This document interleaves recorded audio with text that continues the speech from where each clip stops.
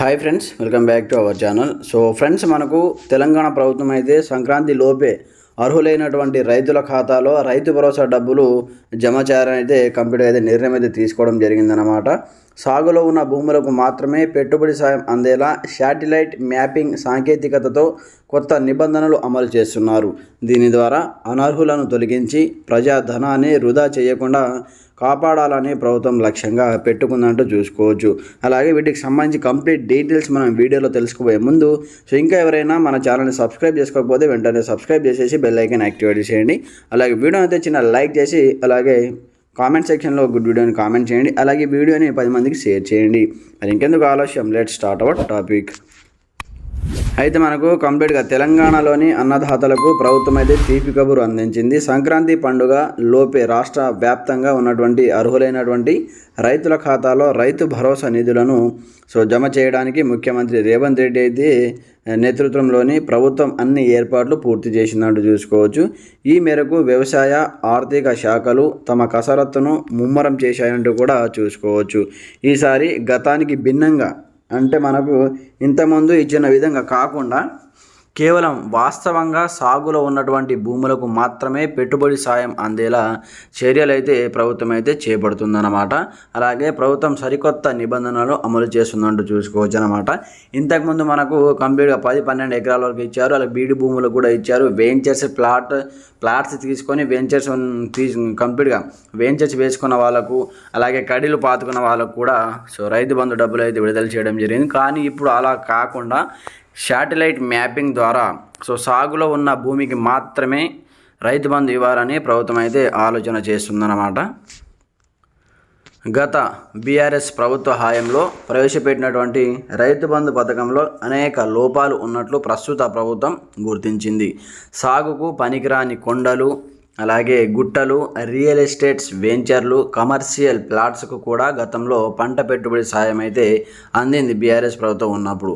ఈ వృధాకు అడ్డుకట్ట వేయాలనే ఆలోచనతో కాంగ్రెస్ ప్రభుత్వం synthetic aperture radar SAR satellite mapping సాంకేతికతను వాడుతుందన్నమాట. వ్యవసాయ విశ్వవిద్యాలయ పరిధిలో ప్రయోగాత్మకంగా చేపట్టినటువంటి ఈ శాటిలైట్ సర్వే సత్ఫలితాలను ఇవ్వడంతో ఇప్పుడు రాష్ట్ర వ్యాప్తంగా దీని ఆధారంగానే అనర్హులను తొలగిస్తున్నారంటూ చూసుకోవచ్చు.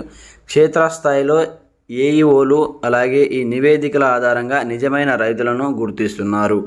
ప్రస్తుత అంచనాల ప్రకారం రాష్ట్రంలో సుమారు 65 లక్షల మంది రైతులు ఈ పథకానికి కంప్లీట్గా అర్హులుగా తేలే అవకాశం ఉందంటూ కూడా చూసుకోవచ్చు.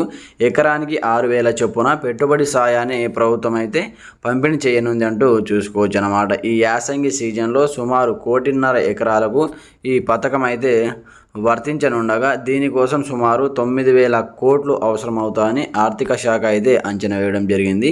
గత వానాకాల సీజన్లో మనకు 69.40 లక్షల మంది రైతులకు 8,744 కోట్లు పంపిణీ చేసిన ప్రభుత్వం ఈసారి మనకు నిబంధనల కఠినత వల్ల లబ్ధిదారుల సంఖ్యలో స్వల్ప మార్పులు ఉండవచ్చని భావిస్తుందంటూ చూసుకోవచ్చు.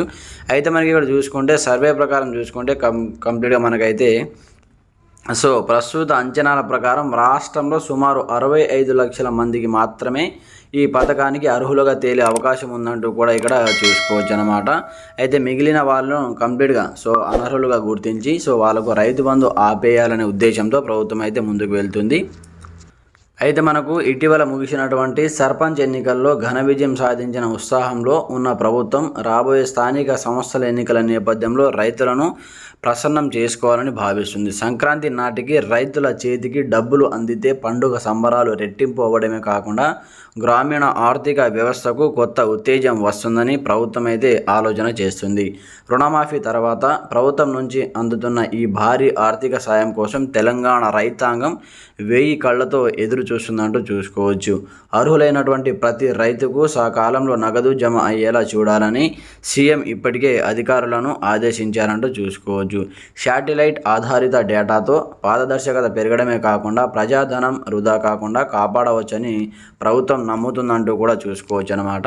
సో ఇప్పటి నుంచి బీడు భూములకు, అలాగే వెంచర్లకు, ప్లాట్స్లకు, అలాగే కొండలు గుట్టలకు అయితే కంప్లీట్గా సో ఆపేయాలని కంప్లీట్గా అయితే ప్రభుత్వం మీద ఆలోచన చేసిందనమాట. సాగులో ఉన్న వారికి మాత్రమే రైతు బంధు అందించాలనే ఉద్దేశంతో శాటిలైట్ మ్యాపింగ్ ఆధారిత ద్వారా కంప్లీట్గా సర్వే చేయడం జరిగింది. సో ఫ్రెండ్స్ చూశారు కదా, ఇది మనకు వచ్చిన లేటెస్ట్ బ్రేకింగ్ అప్డేట్ అనమాట. సో సాగుకు పనికిరాని కొండలు గుట్టలు వాటికి రైతు బంధు వేయొద్దని, సాగులో ఉన్న వాటికి మాత్రమే రైతులకు రైతు భరోసా అందించే ఉద్దేశంతో ప్రభుత్వం ముందుకు వెళ్తుంది. దీనిపైన మీ యొక్క కామెంట్ కూడా కామెంట్ సెక్షన్లో తెలియజేయండి, మీ యొక్క అభిప్రాయం. అలాగే ఇంకా ఎవరైనా మన ఛానల్ని సబ్స్క్రైబ్ చేసుకోకపోతే వెంటనే సబ్స్క్రైబ్ చేసేసి బెల్ ఐకాన్ యాక్టివేట్ చేసుకోండి. అలాగే మన ఛానల్ని సబ్స్క్రైబ్ చేసుకోండి. అలాగే మీ ఫ్రెండ్స్ అండ్ ఫ్యామిలీ షేర్ చేయండి, వాట్సాప్ గ్రూప్స్లో కూడా షేర్ చేయండి. Thanks for watching this.